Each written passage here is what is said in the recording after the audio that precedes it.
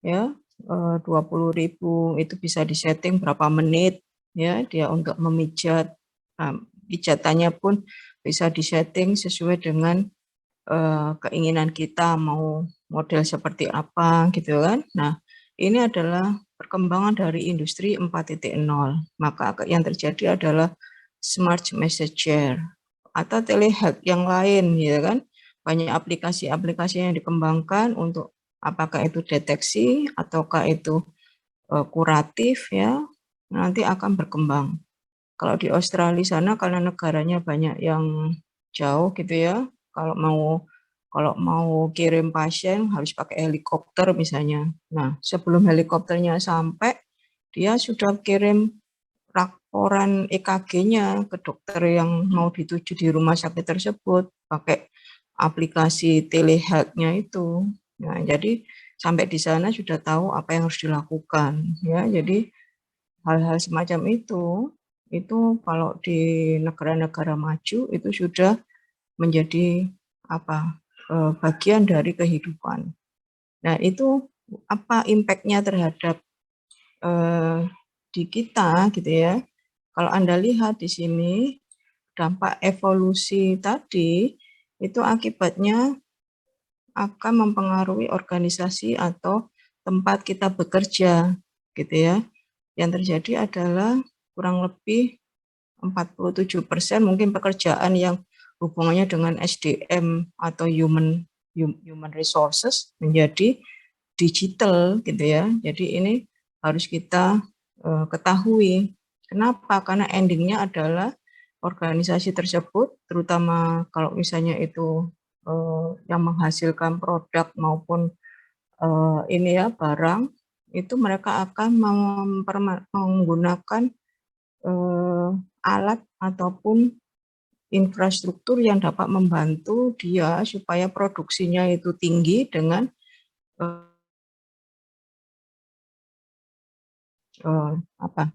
ekonomis gitu. Jadi kata kalau misalnya kalau dulu menginstal handphone pakai tenaga manusia dimasukkan satu-satu chipnya, kemudian baterainya gitu ya. Kalau sekarang mungkin pakai robot aja sudah bisa langsung dia tahu untuk membuat suatu handphone itu dengan waktu yang cepat sehingga produksinya juga lebih banyak gitu kan. Akhirnya kan kita harus berpikir ke arah efisien dan efektif untuk mencapai target dari suatu organisasi.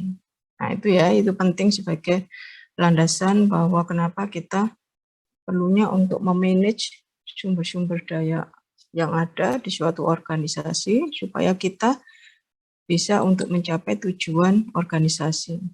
Kalau yang di pelayanan bagaimana yang hubungannya dengan services atau jasa gitu ya.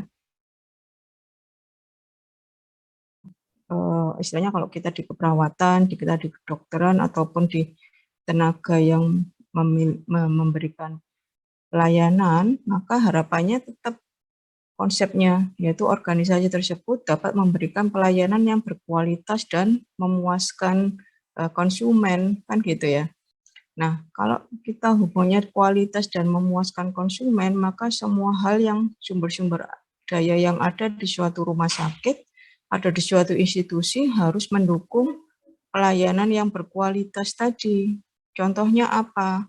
Kalau tadi saya menyampaikan, supaya customer-nya itu puas, segera ditolong, segera tahu apa yang terjadi pada dirinya, maka kita harus mengembangkan sistem teknologi informasi ya, supaya ketika pasien sampai di rumah sakit, dia tim kesehatan yang ada di situ sudah bisa langsung mengakses apa yang saat ini kondisi pasien saat ini bagaimana dan tahu apa yang dilakukan. Sehingga endingnya adalah respon time-nya cepat, pasien selamat ya, kemudian pasien juga puas terhadap waktu yang waktu perawatan yang dilakukan oleh semua tim kesehatan. Nah, konektivitas antara peralatan medis ya, kemudian non medis dalam hal ini adalah jasa yang diberikan itu berpengaruh terhadap kualitas dan kepuasan konsumen. Ya, jadi sekarang hospital itu harus smart gitu. Dengan adanya revolusi industri tadi. Kalau hospitalnya masih konvensional, maka dia otomatis kepuasan ini menjadi hal yang penting untuk mencapai suatu kredibilitas ataupun prestise dari suatu instansi. Misalnya kalau misalnya nih Anda contohnya aja, kalau Anda berobat ke rumah sakit A, kemudian di sana nunggu lama, ternyata kok nggak dilayani, ternyata harus ngantri tanpa harus tahu ternyata harus nunggu antrian atau daftar antrian dulu, ya kan? Lama nggak dilayani sementara kita sedang sakit. Akan berbeda kalau misalnya hospital yang smart ini sudah menerapkan misalnya booking seat gitu ya, sehingga Anda datang tepat waktunya sesuai dengan bookingannya tadi, langsung dilayani dan langsung selesai gitu. Maka kepuasan bisa dilihat dari bagaimana konsep rumah sakit tadi yang cerdas tadi untuk mengoptimalkan pelayanan yang diberikan. Ya, jadi kita perawat kita bagian dari rumah sakit itu, bagian dari suatu organisasi, maka kita harus menjadi bagian dari manajemen di dalamnya.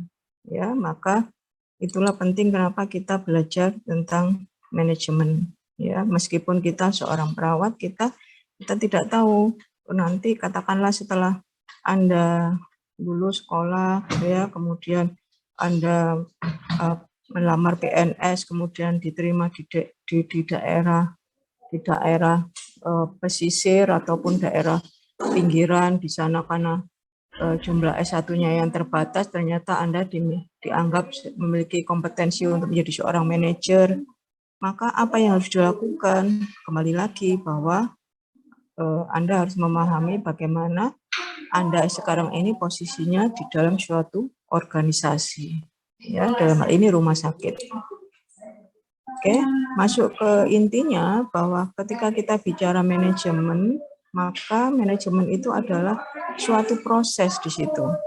Suatu proses dalam menyelesaikan pekerjaan, ya, tugas-tugas yang ada melalui orang lain. Orang lain dalam hal ini adalah sumber daya manusia yang ada, SDM yang ada, infrastruktur yang ada, itu diatur, di-arrange ya, untuk supaya mampu menggerakkan resources yang ada itu ya untuk mencapai tujuan dari organisasi. Ya, resources itu banyak, apakah itu personal, apakah itu budget finansial, apakah itu infrastruktur ya, fasilitas ya, itu semuanya diatur untuk bersama-sama bergerak untuk mencapai suatu tujuan organisasi. Kalau di keperawatan bagaimana? Kita kalau manajemen dalam konsep skup keperawatan, maka kita melakukan suatu asuhan keperawatan di mana kita bekerja sama, berkolaborasi ya dengan teman sejawat maupun teman non keperawatan ya, tenaga kesehatan yang lain untuk sama-sama memberikan asuhan keperawatan yang profesional. Harapannya pelayanan yang diberikan itu berkualitas dan pasien menjadi istilahnya sehat gitu ya, kemudian recovery, sembuh ya dengan asuhan keperawatan yang profesional ya. Jadi kalau Anda lihat untuk bisa mencapai tadi tercapainya tujuan organisasi ataupun mampu memberikan asuhan keperawatan yang secara profesional, kita ada tahapan-tahapan di sini ya, dimulai dari Anda melakukan pengkajian, Anda merencanakan, Anda mengorganizing ya, kemudian Anda melakukan pengarahan ataupun mengatur ya, actuating ataupun sampai pada level controlling, di mana semuanya ini konsepnya secara keseluruhan yaitu komprehensif dan saling mempengaruhi satu sama lainnya Ya, apa yang kita temukan dalam pengkajian itu ya yang menentukan kita bagaimana kita merencanakan memberikan pelayanan asuransi keperawatan yang baik, atau apa yang kita temukan di dalam organisasi kita. Kita sebagai seorang manajer akan merencanakan apa yang terbaik untuk organisasi tersebut. Ya, jadi dan kita lakukan yang namanya controlling untuk mengevaluasi apakah sudah sesuai standar atau belum, apa yang harus dilakukan sebagai tindak lanjut. Nah, itu semuanya tahapan-tahapan ini saling berhubungan. Gitu ya. Jadi kalau misalnya ada yang memberikan fungsi-fungsi manajemen, ada yang coordinating, ya, kemudian staffing, ya nggak apa, itu istilahnya term-term yang dipakai oleh ahli untuk mendefinisikan fungsi-fungsi manajemen. Oke, lanjut. Di dalam PowerPoint ini Anda lihat satu sama lainnya saling berpengaruh ya, jadi simultan dan itu saling berhubungan. Ketika kita bicara tiap-tiap fungsinya, maka kalau secara definisi, kalau perencanaan itu adalah suatu proses di mana kita memikirkan atau merencanakan apa yang harus dilakukan di masa yang datang, ya, dalam rangka mencapai tujuan organisasi itu, ya. Hal-hal apa yang harus dilakukan, yang akan direncanakan itulah tanggung jawab kita dalam mengkonsepnya, memetakan.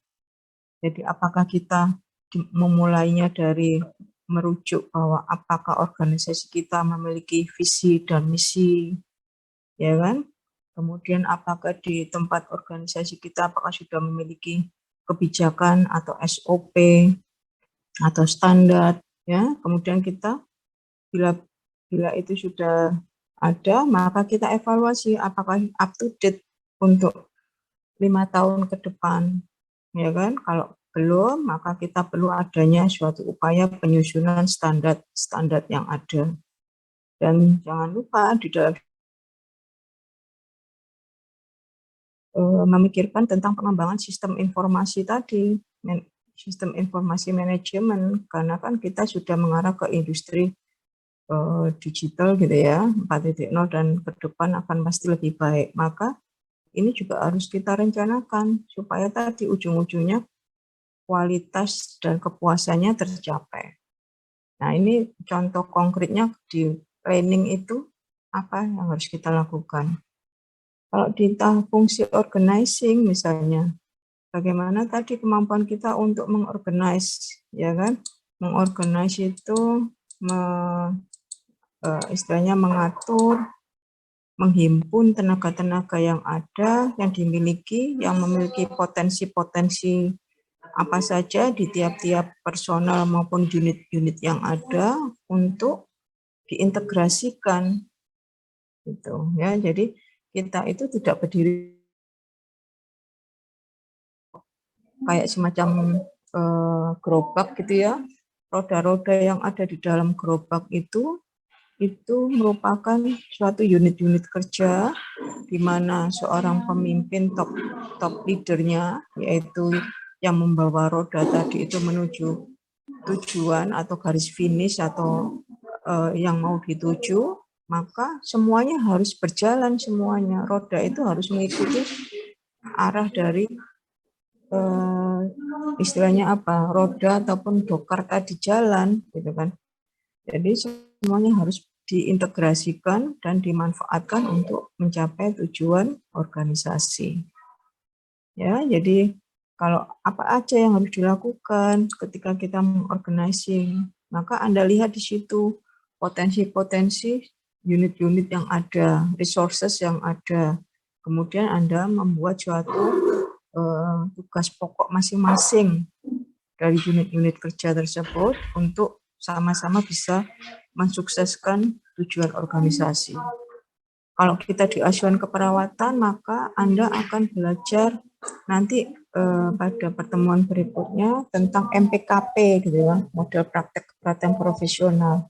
Di situ nanti akan ada bagaimana seorang kepala ruangan akan mengatur staf-stafnya dengan mengimplementasikan model praktek keperawatan profesional, misalnya apakah dengan cara tim, apakah dengan cara ada perawat primer, ataukah kombinasi di antaranya itu, ya, dia akan membagi dalam struktur organisasi yang ada.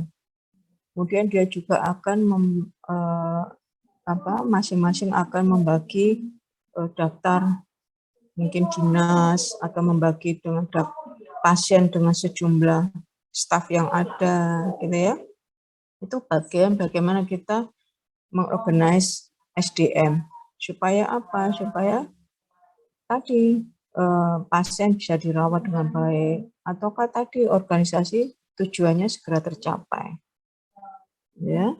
Kemudian kalau di actuating atau di pengarahan itu di mana peran seorang manajer adalah memberikan arahan ataupun memberikan support baik itu secara psikologis ataupun secara teknis kepada timnya, gitu ya.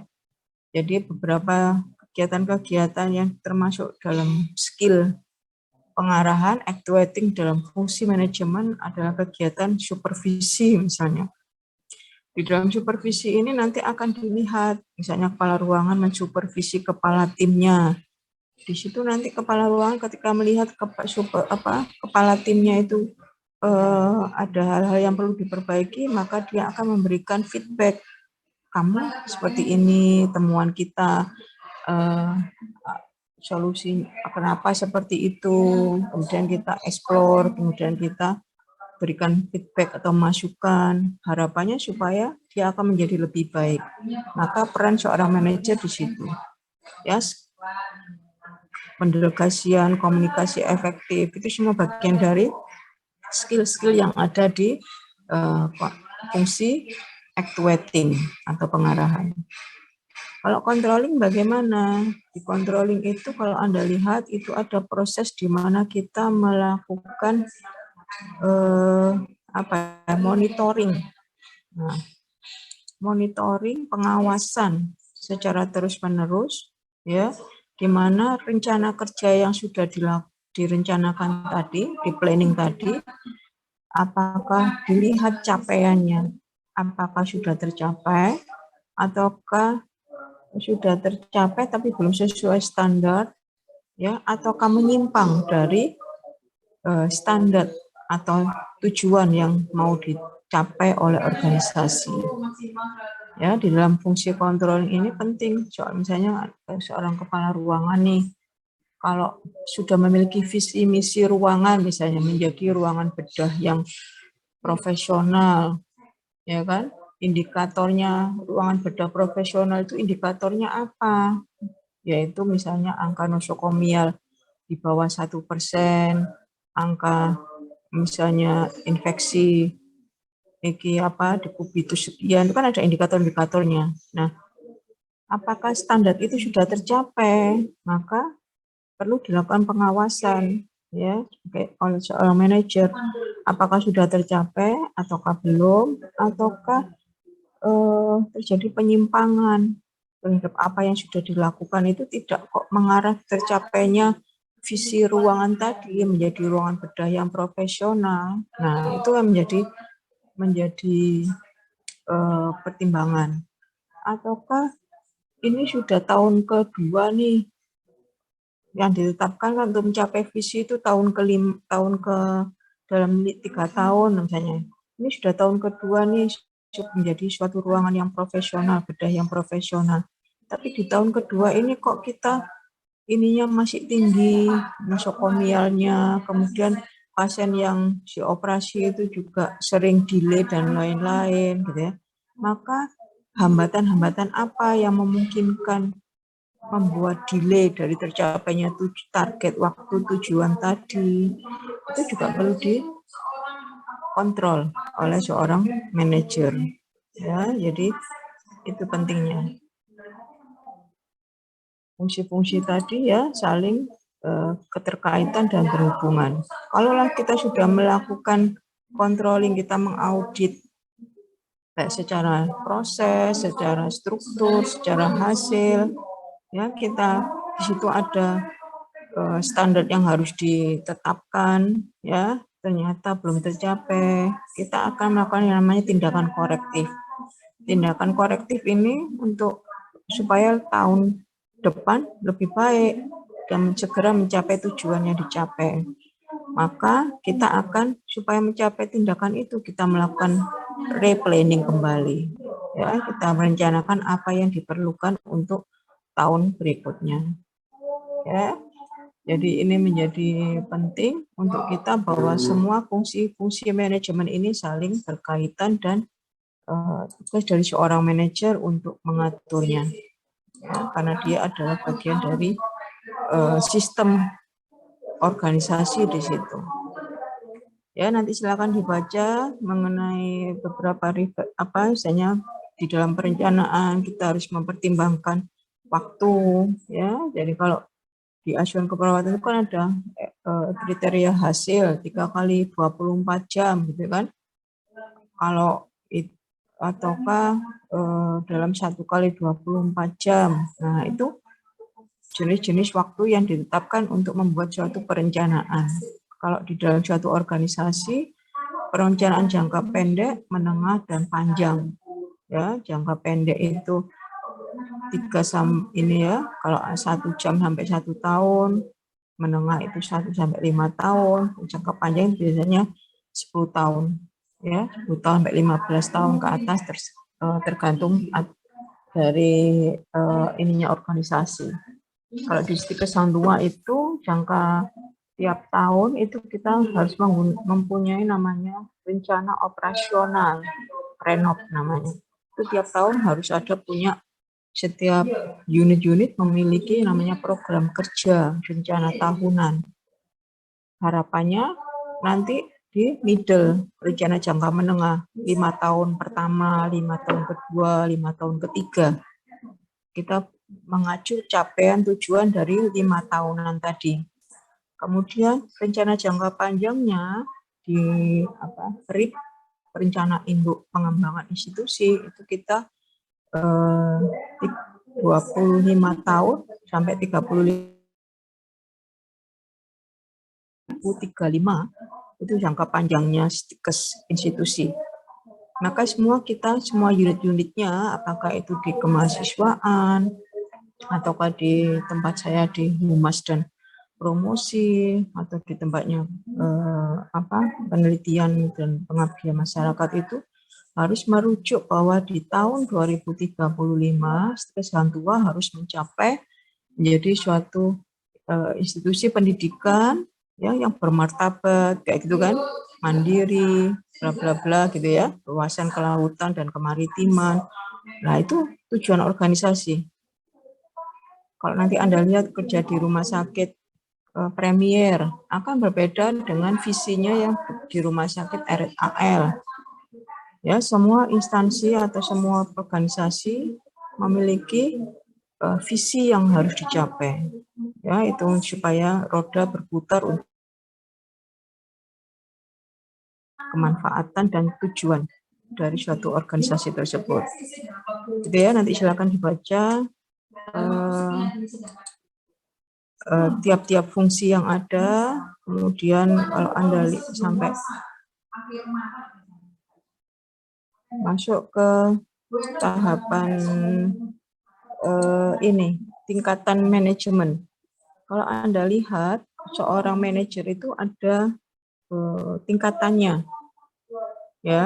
Jadi mulai dari yang bottom atau naik lagi middle, atau sama yang top line atau itu yang top leadernya. Nah, seorang manajer yang first line, ya, yang garis pertama, dalam artinya adalah bottom line, itu dia lebih cenderung ke arah yang teknikal. Sementara kalau middle ini lebih mengarah kepada bagaimana dia mengorganize, ya, sub-sub yang ada. Dan kalau yang top manager, dia lebih mengarah ke responsibility dia sebagai visioner, sebagai pembawa arah dari suatu organisasi, ya, untuk mencapai tujuan yang mau dicapai. Ya, jadi kalau Anda lihat, maka semakin kemampuan yang dimiliki oleh seorang bottom manager akan berbeda dengan yang dimiliki oleh yang top manager. Yang first line tadi, maka kemampuan teknikalnya lebih besar di situ. Ya, yang hijau muda ini. Dia kemampuan teknisnya lebih besar. Sementara kalau seorang top manager, kemampuan ke arah konsep ya, sementara kalau yang middle dia 50-50 antara technical, kemudian komunikasi dan juga top. Ya, jadi akan contoh nyatanya seorang misalnya perawat pelaksana akan berbeda tupoksinya atau tugas dan tanggung jawab serta responsibility-nya dengan seorang kepala rumah sakit, kan gitu. Ya, jadi di mana seorang kepala rumah sakit sebagai top manager di situ, dia mengorganize, mengkonsep bagaimana roda organisasi ini bisa berputar untuk mencapai tujuan, visi tadi. Ya, sementara kalau perawat pelaksana yang saat ini dia sesuai dengan keahliannya, teknisnya apa. Seorang perawat pelaksana itu harapannya memberikan asuhan keperawatan yang profesional. Maka dia harus melakukan perawatan yang baik, yang profesional, ya, supaya tadi kualitas dari suatu organisasi tadi terpenuhi. Ya, jadi ada bedanya ya seorang top manager dengan first line manager. Nah, dalam suatu organisasi kita ada unsur-unsurnya di mana tadi bagaimana seorang manajer mampu mengoperasionalkan, mengkoordinir semua resources yang ada. Maka kalau yang banyak referensi sih, tapi ini saya ambil beberapa yang lebih mudah dipahami ya. Misalnya unsur-unsur dalam manajemen itu ada man di situ, M1 sampai M5. Dalam M1 adalah man atau sumber daya tenaga, resources SDM. Maka tenaga atau SDM yang diperlukan harus kita identifikasi dan kita manage. Ya, kalau sebuah rumah sakit seperti RSAL tipe A, rumah sakit tipe A dengan visi menjadi rumah sakit yang profesional, kemudian berkualitas melayani wilayah timur Indonesia gitu ya. Maka untuk kebutuhan itu berapa men yang diperlukan? Ya, secara kuantitas, secara kualitas tenaga atau SDM yang seperti apa yang diperlukan? Itu secara kualitas. Apakah cukup untuk menjadi suatu rumah sakit yang berkualitas dan melayani wilayah timur Indonesia? Dia hanya mempunyai 10 orang tenaga dokter, 10 orang perawat, kan tidak mungkin. Ya kan? Maka dia harus mengorganize mengidentifikasi berapa kebutuhan, berapa kualitas, apa aja spesifikasinya, kualitasnya bagaimana aja, ya. Nah, itu yang dipikirkan oleh seorang manajer. Dalam hal ini adalah top manager tadi, ya, dan dibantu dengan middle manager yang ada. Maka unsur-unsur manajemen inilah yang menjadi resources bagi suatu organisasi untuk mencapai tujuannya. Misal, yang kedua adalah money. Money artinya itu finansial. Kalau untuk mencapai visi tadi, apa yang harus dilakukan, yang direncanakan. Kemudian kalau sudah merencanakan itu, perlu berapa anggarannya. Ya kan, kalau misalnya RSAL itu punya 700 perawat misalnya. Berapa sih kos yang dibutuhkan untuk menggaji 700 perawat dengan level S1, D3, S2, ya kan? Per bulan habis berapa? Income-nya berapa? Belum lagi dokternya, fisioterapi, gizi, dan lain-lain. Nah, itu kita mampu enggak menjadi rumah sakit yang berkualitas wilayah timur pada tahun 2030, ya kan? Maka itu menjadi suatu pertimbangan oleh seorang manajer, kemampuan finansialnya, ya, money-nya ini. Kemudian material, apa aja yang diperlukan, ya, infrastruktur, maka mungkin ada pembangunan gedung terpadu, kemudian ada pembangunan ruang-ruangan menjadi lebih baik, ya, itu semuanya diperlukan untuk mencapai tujuan, termasuk mesin atau infrastruktur.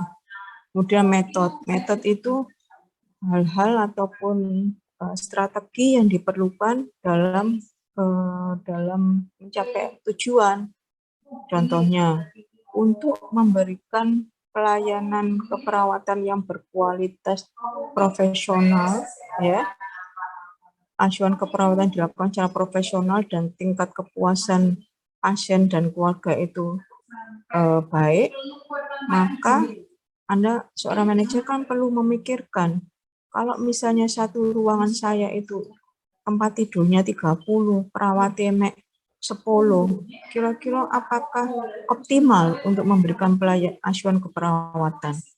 Apalagi kalau misalnya pasien variasi fasenya itu macam-macam, ada yang perawatan minimal, parsial, atau yang total care, di mana kita harus merawat pasien tersebut. Kalau pasiennya tempat tidurnya 30, kemudian variasi kasusnya macam-macam, derajat ketergantungannya juga macam-macam, perawatnya cuma 10 misalnya, dibagi dalam 3 shift, pagi, sore, malam. Maka yang terjadi apa? Kualitas kepuasannya bisa dipertanyakan. Nah, ini menjadi penting supaya kita sebagai seorang manajer yang first line tadi itu, kalau kepala ruangan dalam hal ini adalah first line manager, mengetahui apa yang harus kita lakukan untuk mengoptimalkan atau mencapai kualitas asuhan keperawatan di ruangan tempat yang saya unit kerja saya, kan gitu. Nah, ini menjadi pemikiran seorang first line manager. Kemudian yang berikutnya terakhir market atau marketing. M5 ini yang hubungannya dengan marketing, ini hubungannya dengan pasar atau bagaimana publik melihat organisasi kita, ya kan? Kalau kita di bidang produk gitu ya, barang, maka bisa jadi bagaimana seorang handphone itu yang laris manis itu apa? Xiaomi apa Oppo. Nah, bagaimana kita bisa membranding produk handphone yang laku di pasaran tadi menjadi pilihan konsumen untuk dibeli atau untuk diambil. Nah, itu adalah tugas dari Oppo-nya atau Xiaomi-nya tadi, supaya masyarakat mengenal produk itu. Nah, kalau pelayanan bagaimana? Kalau pelayanan misalnya bagaimana Rumah Sakit Angkatan Laut ini, RSPAL ini menjadi rujukan ataupun menjadi namanya itu prestise gitu kan di kalangan masyarakat secara luas. Nah, bisa jadi ini menjadi bagian dari untuk mempublikasikan ke pasaran bagaimana supaya nama RSPAL ini menjadi baik gitu di masyarakat dan menjadi rujukan ataupun acuan ketika kita sedang mencari pelayanan kesehatan. Karena kan di Surabaya aja rumah sakit swasta itu banyak, rumah sakit pemerintah pun banyak gitu ya. Nah, sekarang kalau dengan sistem BPJS pasti ada sistem rujukan atau transferring gitu ya. Tapi di lain sisi, nama atau branding ini harus kita pasarkan di dunia luar dengan cara supaya orang itu memilih persepsinya positif terhadap tempat instansi itu, gitu kan? Podo-podo pilihan nih rumah sakit RSAL dengan RSI tetanggahan nih, ya kan, depan belakang, depan-depanan gitu kan. Nah, bagaimana kalau orang itu memilih dua instansi ini? Kalau ada emergensi, ya kan, kasus emergensi kan kalau konteksnya BPJS dia kan bisa langsung segera ke tempat fasilitas terdekat, ya, masuk ke UGD-nya.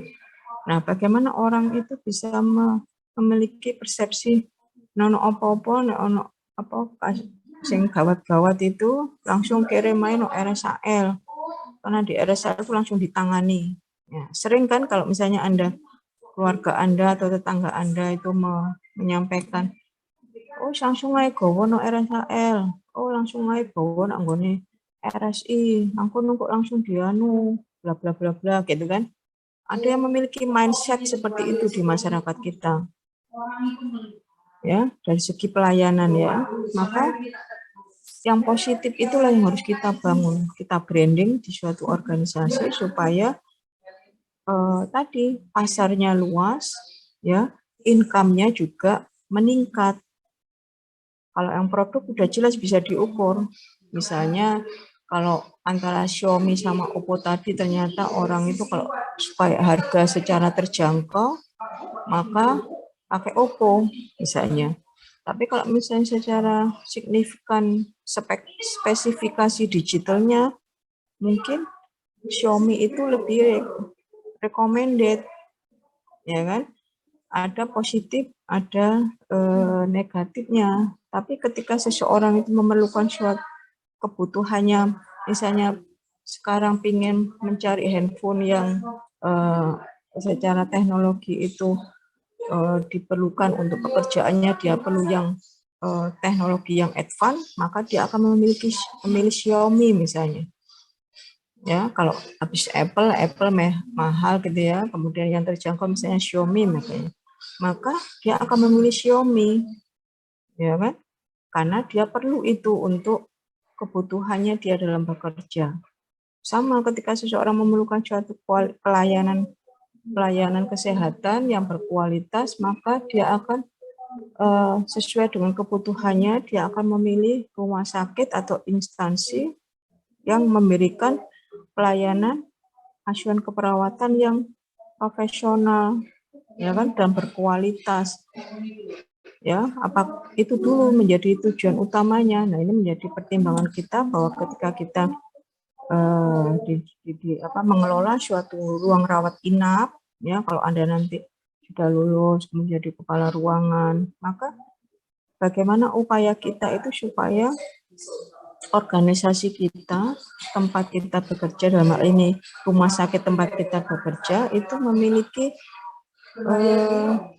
positif, ya, positif value atau branding yang baik di masyarakat.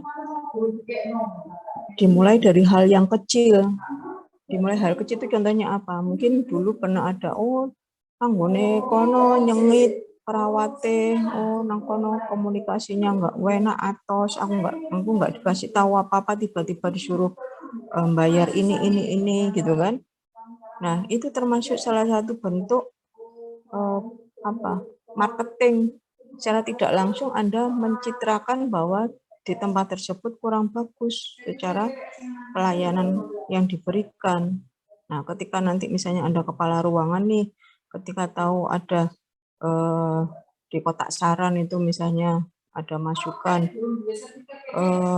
komunikasinya judes atau perawatnya kurang ramah atau saya tidak dikasih tahu tentang ini. Nah, itu masukan bagi kita supaya kita memperbaiki unsur-unsur manajemen ini, ya. Dan nanti Anda sebagai seorang manajer akan menjalankan fungsi manajemen tadi yang actuating, pengarahan, ya, supaya nanti mencapai tujuan yang dicita-citakan. Oke, saya rasa itu untuk fungsi manajemen, kemudian unsur manajemen, dan juga konsep dasar manajemen secara general. Ada yang mau ditanyakan?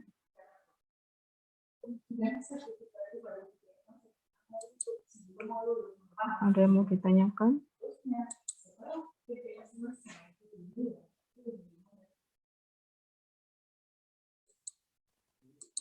Silakan kalau ada mau diskusi.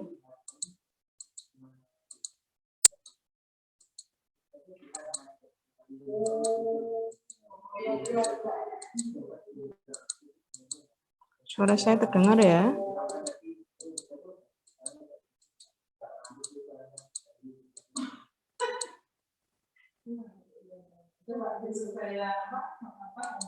Halo, suara saya terdengar ya? Suara saya ya?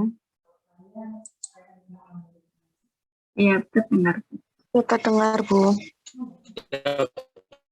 Oke, ada yang mau ditanyakan dari sini?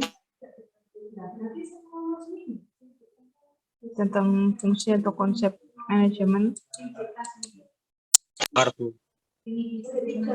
Oke.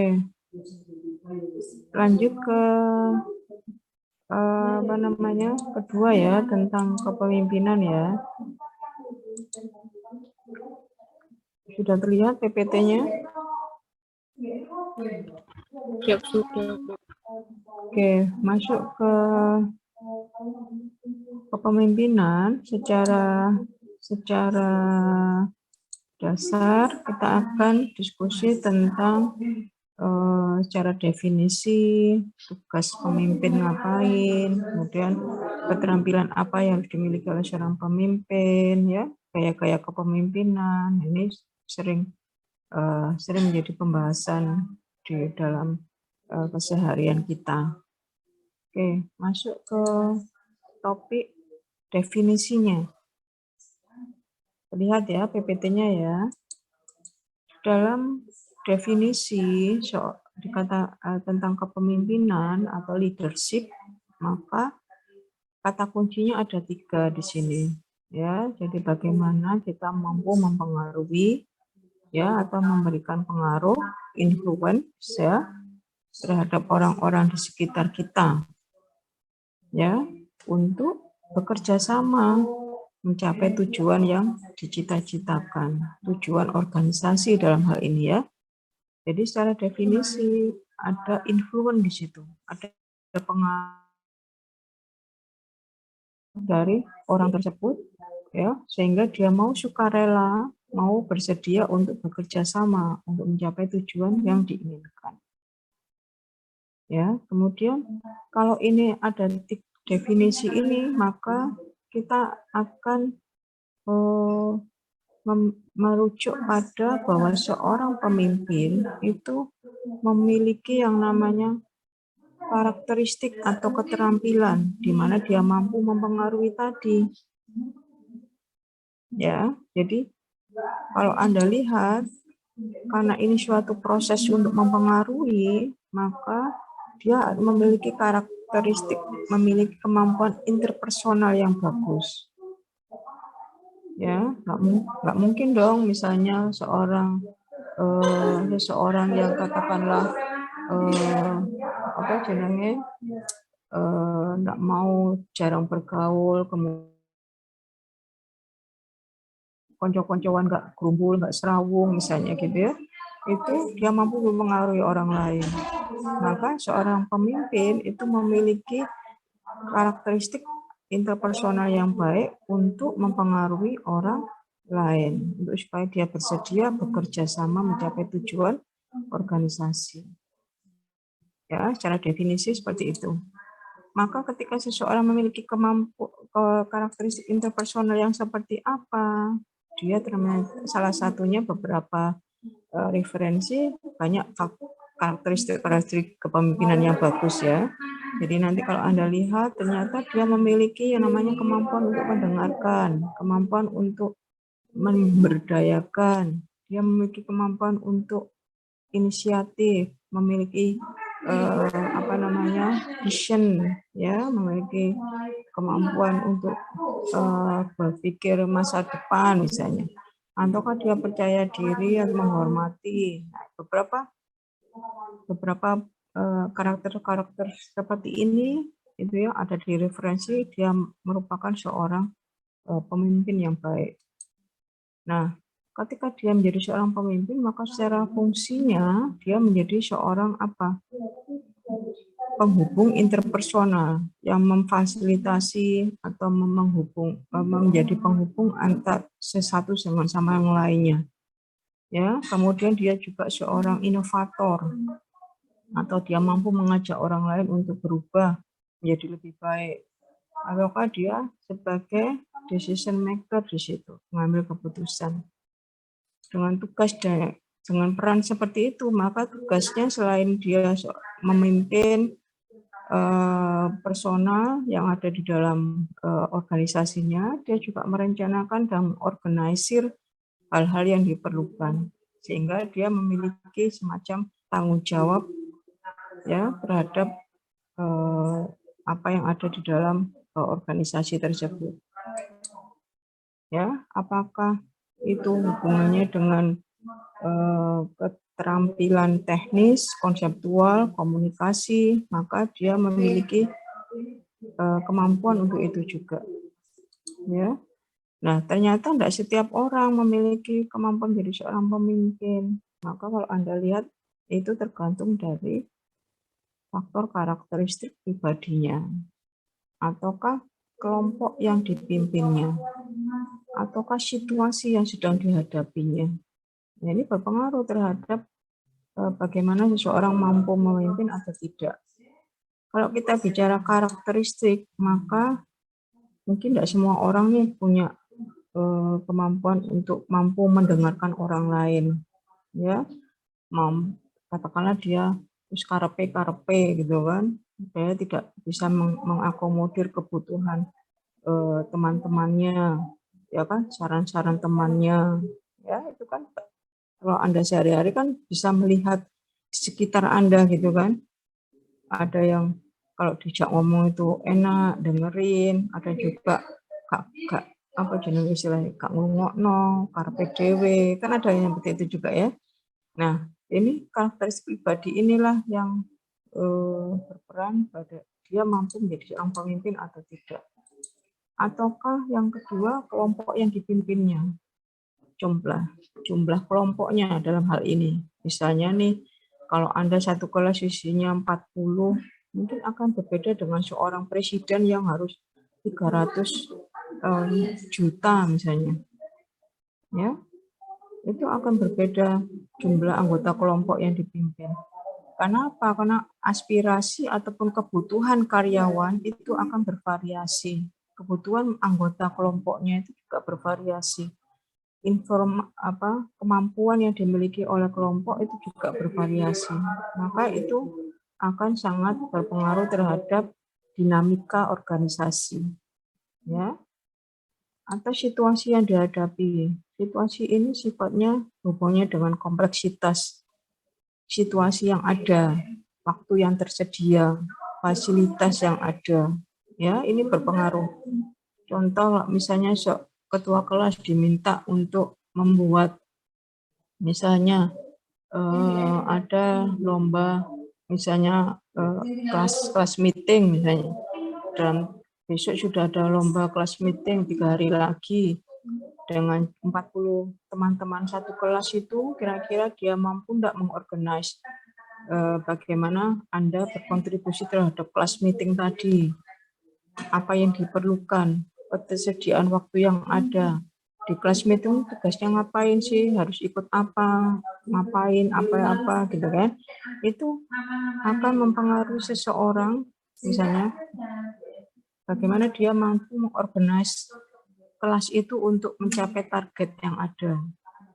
Ya, ini akan berbeda dengan misalnya kalau ada kelas meeting masih 3 bulan ke depan, ya kan, apa aja yang dilakukan, apa aja yang harus disiapkan, itu akan berbeda situasinya. Ya, ini menjadi penting. Nah, kalau Anda lihat secara konsep, maka teori-teori tentang lahirnya seorang pemimpin itu nanti bisa Anda baca ya sendiri ya, banyak misalnya macam-macam. Bagi seorang pemimpin itu bisa juga merupakan suatu yang karena gen ya sudah berbakat gitu ya, atau kan memang karena situasi yang melatih dia untuk bisa menjadi seorang pemimpin. Nah, itu ada. teori-teori yang punya dengan itu. Nah, sekarang kita bisa lihat gaya-gaya kepemimpinan yang ada, ya. Kalau misalnya di suatu rumah sakit, misalnya di suatu rumah sakit ada top, ada middle, ada first line manager, itu kan ada kepemimpinan yang sifatnya level-levelan. Nah, kalau Anda lihat, Anda bisa mengasumsikan bahwa gaya-gaya kepemimpinan itu masing-masing bisa bervariasi. Ya, contoh ada yang memiliki gaya kepemimpinan yang demokrasi, ada yang partisipasi, ada yang sakarepe dhewe atau bebas tindak, ya, atau kan sifatnya otoriter. Ya, kalau Anda lihat di suatu organisasi misalnya, kalau yang sifatnya tadi otoriter misalnya, seperti apa sih karakteristik kepemimpinan yang otoriter itu? Ya, misalnya pimpinan menuntut prestasi yang sempurna tanpa ada harus mau tidak mau disuruh atau diinstruksikan harus dilaksanakan, gitu kan? Ataukah dia sifatnya top down gitu ya? Jadi apa yang sudah sesuai perintahnya. Kalau demokrasi akan beda lagi, dia akan mengajak stafnya atau bawahannya ya untuk sama-sama berdiskusikan, ya, berdiskusi, memotivasi, ya, untuk mencapai tujuan organisasi itu dalam bentuk keputusan bersama pimpinan dan bawahan. Ya, kemudian kalau misalnya partisipatif, itu gabungan antara yang otokratif dan demokrasi. Jadi sama-sama dibahas, tapi nanti pemimpinlah yang sebagai decision maker-nya dari apa hasil saran-saran yang diberikan oleh bawahannya. Ya, akan beda antara tadi demokrasi. Kalau demokrasi tadi pimpinan dan bawahan sama-sama menentukan suatu keputusan, tapi kalau partisipatif maka pemimpinlah yang menjadi decision maker setelah mendapatkan saran ataupun masukan dari itunya. Ya, jadi bedakan dengan yang partisipatif. Keputusan akhir oleh kelompok itu partisipatif. Kalau bebas tindak di sini, meskipun ada pemimpinnya, tapi ternyata pemimpinnya tidak menunjukkan kemampuannya untuk mengatur, mengorganize. Jadi bawahannya itu bebas tindak, gitu ya. Jadi dia karena dia merasa tidak akan ditegur, gitu kan, tidak akan ada diawasi, maka bawahannya ini menentukan apa yang dilakukan untuk dirinya sendiri, ya, tanpa adanya pengawasan ataupun kontrol. Itu yang bebas tindak, laissez-faire. Nah, kemudian kalau Anda lihat di situ, setiap situasi kadang-kadang bisa seorang pemimpin itu menerapkan gaya yang variatif dengan apakah dengan istilahnya murni otoriter ataukah otoriter dengan demokrasi. Nah, itu nanti tergantung dari situasi yang dihadapi oleh pemimpin. Ya. Kalau Anda lihat ke bawah, nanti Anda akan baca teori-teorinya, ya. Seorang pemimpin, gaya-gaya kepemimpinan. Nah, kalau yang di tahapan ini, ya, seorang pemimpin yang top leader itu dengan gaya kepemimpinan G3 dan G4. Ya, nanti bisa dilihat G3 itu adalah memperhatikan kebutuhan sosialisasi bawahan dan aktualisasi diri. Ya, itu yang dipertimbangkan oleh seorang pemimpin ketika dia sebagai seorang top leader. Ya, silakan dibaca. Nah, ini ya, jadi kira-kira untuk yang konsep ini, apakah ada yang perlu didiskusikan?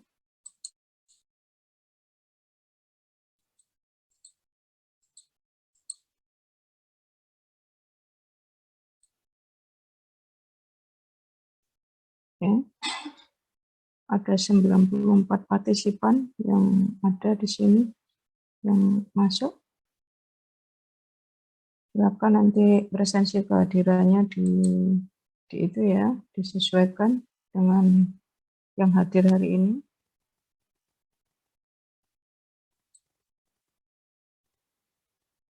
Oke. Any question?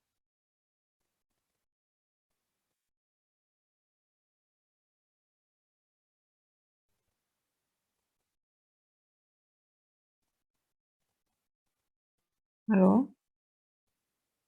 Arju, ada pertanyaan? Hanifa, Yuanita, Henry, apakah ada pertanyaan? Cukup. Ya, belum, Bu. Oke, Olivia, Putri, Rinka, Rizka, Anggi, Diana, Safa, Cinta, Eka, Lintang, Elvira, Niken, Arum, Sahnia, Nanda. Sahnia videonya nggak dibuka ya. Buka video. Oke. Arum, terus Mila, Dewinda, videonya belum dibuka. Diajeng,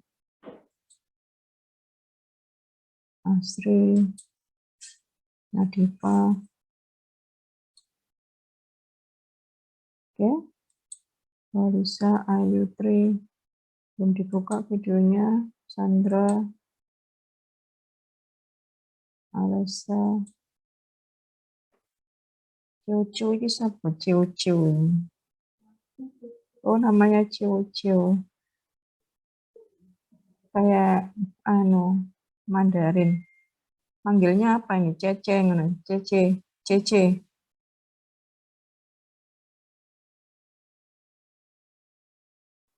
Kemudian siapa? Dewi Adelia, Rika, Endra dibuka videonya. Ada Safira.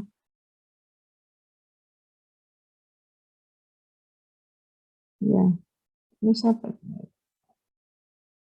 Ada yang di mana Puskesmas Wonoayu ini praktek tadi. Izin Bu, ini apa ngurusin surat perizinan penelitian izin Bu. Oh, sudah ini. Terus sudah izin ke ini, ke Prodi. Siap sudah Bu. Oh. Ya, kalau misalnya kalau ada perkuliahan, istilahnya diselesaikan one by one ya. Kalau misalnya ada perkuliahan jam 9 ya Anda ikut kuliah dulu, kemudian nanti apakah ada dosen setelah saya, kalau tidak ada Anda bisa berproses untuk yang lain ya. Iya siap Bu. Jadi nggak disambi. Sudah selesai kok Bu. Apa nih yang sudah selesai? Ini perizinannya Bu. Ya, tapi kan tadi Ini kan nunggu izin Bu. enggak, maksud saya belajar untuk mengatur waktu ya. Jadi kayak misalnya hari besok itu Rebo ada dosen A, B, C yang masuk, maka free time-nya itu misalnya jam 11 sampai jam 1 misalnya. Nah, jam 11 sampai jam 1 itu Anda untuk urusan yang lain, misalnya untuk perizinan, skripsi, atau mau menemui dosen B untuk urusan KRS, nah gitu kan. Jadi enggak, istilahnya sementara Anda bisa konsentrasi untuk mendengarkan ataupun masuk kelas gitu. Ya, jadi siapa aja nanti dia belajar untuk mengatur waktu. Gitu ya, Olivia. Ya siap Bu. Ya, oke. Ada pertanyaan atau hal yang mau didiskusikan untuk materi ini? Kalau tidak ada, silakan nanti pelajari lebih lanjut dan mandiri referensi yang sudah saya berikan, dan nanti kita ketemu lagi untuk pertemuan yang kedua. Kita akhiri ya. Assalamualaikum warahmatullahi wabarakatuh. Waalaikumsalam warahmatullahi wabarakatuh. Terima kasih, Bu. Terima kasih, Bu. Terima kasih, Bu.